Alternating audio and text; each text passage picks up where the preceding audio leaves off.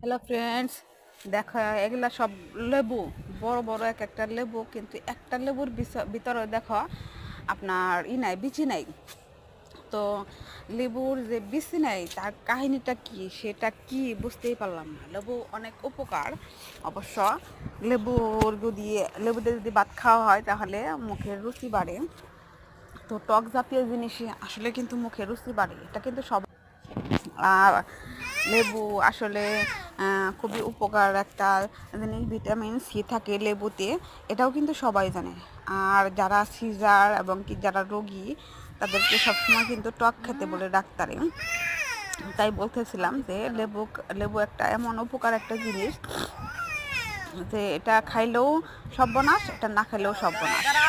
তো এটা এটা মানুষে খাওয়ার জন্য টাকা দিয়ে অনেক অনেক পরিমাণ টাকা দিয়ে এটা কিনা নেওয়া হয় লোকে, কিন্তু আমি এটা কালকে হাটে গেছিলাম। তো এক চাচা আমাকে এটা বলতেছে, এটা তুমি নিয়ে যাও।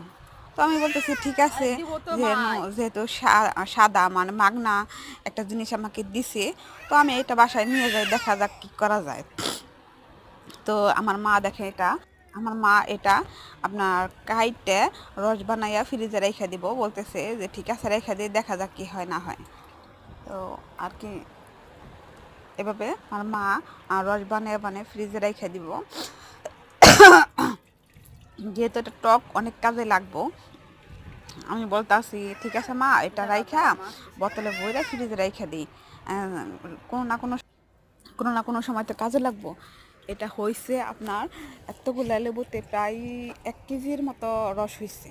দেখেন এই লেবুগুলো আসলে অনেক ভালো।